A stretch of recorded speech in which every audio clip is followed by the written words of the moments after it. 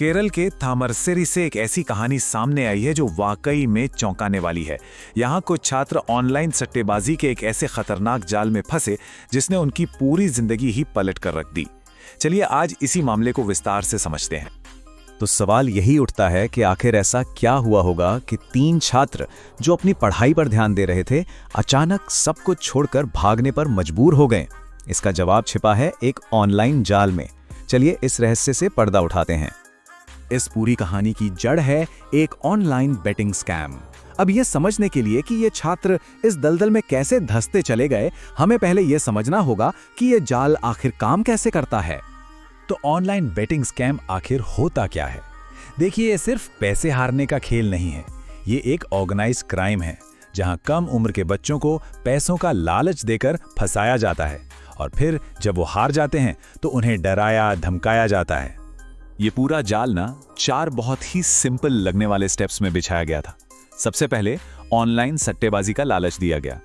जब छात्र इसमें फंस गए तो कुछ वयस्कों के एक नेटवर्क ने उन्हें खेलने के लिए पैसा दिया। इसके बाद आया तीसरा कदम, भारी फाइनेंशियल लॉस। और आखिर में जब वो पूरी तरह फंस चुके थे तो कर्ज देने वालों की धमकियां शुरू हो गई। और इसके जो नतीजे हुए वो वाकई में बहुत गंभीर थे। बात सिर्फ पैसों के नुकसान तक ही सीमित नहीं रही, बल्कि छात्रों को जिस मेंटल टॉर्चर से गुजरना पड़ा उसकी कीमत कहीं ज्यादा थी। सोचिए, 2.5 लाख रुपए, ये वो रकम है जो सिर्फ एक छात्र ने जो 11वीं में पढ़ रहा था इस सट्टेबाजी में गंवा दी। किसी टीनेजर के लिए ये कितना बड़ा बोझ होगा, इसका अंदाजा लगाना भी मुश्किल है। अब सवाल ये था कि एक छात्र के पास इतना पैसा आया कहां से? और यहीं पर जांच में एक और चौंकाने वाली बात सामने आई। कम से कम 15 अलग अलग वयस्कों के खातों से इस छात्र को पैसे भेजे गए थे। यह साफ इशारा था कि यह किसी एक बच्चे की गलती नहीं, बल्कि एक ऑर्गेनाइज्ड नेटवर्क का काम था। और यह मामला यही नहीं रुका।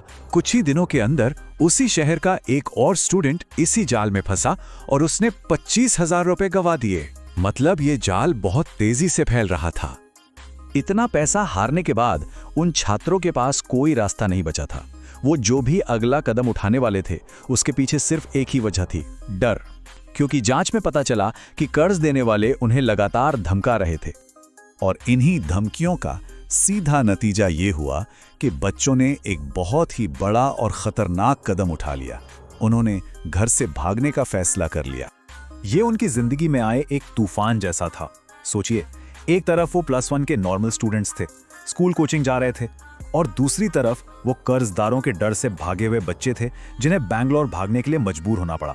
उनकी दुनिया रातों रात बदल गई थी। जैसे ही छात्र भागे, मामला पुलिस के पास पहुंच गया। पुलिस ने भी तेजी दिखाई और उन्हें बेंगलुरु तक ट्रैक कर लिया। अब जांच इस बात पर हो रही थी कि वो अपने सफर में किन किन लोगों से मिले थे। लेकिन सवाल यह है कि ये पूरी कहानी, ये पूरा सच आखिर बाहर कैसे आया? इसका पर्दाफाश हुआ एक बहुत जरूरी कदम की वजह से। इस पूरे मामले का खुलासा तब हुआ जब चाइल्ड वेलफेयर कमेटी यानी CWC, जो बच्चों के अधिकारों के लिए काम करती है, ने इन छात्रों के साथ काउंसलिंग सेशंस किए। जब उन्हें एक सेफ माहौल मिला तो बच्चों ने आखिरकार सब कुछ सच सच बता दिया। तो ये सच सामने आने का पूरा प्रोसेस 3 स्टेप्स में हुआ। सबसे पहले CWC ने काउंसलिंग शुरू की। फिर बच्चों ने ऑनलाइन सट्टेबाजी, पैसों के नुकसान और धमकियों के बारे में सब कुछ बताया। और आखिर में CWC ने अपनी सारी फाइंडिंग्स पुलिस को सौंप दी, जिससे आगे की कार्रवाई का रास्ता खुल गया। मामला इतना सीरियस था कि अधिकारियों को एक बड़ा फैसला लेना पड़ा। जिस छात्र ने 25,000 रुपए खोए थे उसे उसकी सेफ्टी और रिहेबिलिटेशन के लिए एक सरकारी बालगृह में भेज दिया गया ताकि उसे सही मार्गदर्शन मिल सके। लेकिन ये कहानी सिर्फ उन 3 छात्रों की नहीं है। ये कहानी हमें साइबर क्राइम के उन खतरों के बारे में बताती है जो हमारे समाज में चुपके से फैल रहे हैं, और इसे समझना बहुत जरूरी है। इस स्कैम का असर उन बच्चों पर हर लेवल पर हुआ। उनकी फिजिकल सेफ्टी को खतरा था, उन्हें घर से भागना पड़ा, फाइनेंशियली और लीगली वो एक बड़े कर्ज और एक अवैध नेटवर्क में बुरी तरह फंस गए थे। और आखिर में हालात इतने खराब हो गए कि उन्हें सरकारी मदद और काउंसलिंग की जरूरत पड़ी। और जो सबसे चिंता की बात है वो ये है कि ये कोई एक अकेला केस नहीं है। ये केरला में बढ़ते हुए एक खतरनाक ट्रेंड का हिस्सा है, जहां युवाओं को लगातार साइबर क्राइम का शिकार बनाया जा रहा है। ये एक बहुत बड़ी वार्निंग बेल है। तो ये पूरा मामला हमें एक बहुत ही जरूरी सवाल पर लाकर खड़ा कर देता है। जैसे जैसे हमारी दुनिया और डिजिटल होती जा रही है, हम अपने समाज के सबसे कमजोर लोगों को, खासकर बच्चों को, इन छिपे हुए ऑनलाइन खतरों से आखिर बचाएंगे कैसे? ये एक ऐसा सवाल है जिसका जवाब हम सबको मिलकर ढूंढना होगा।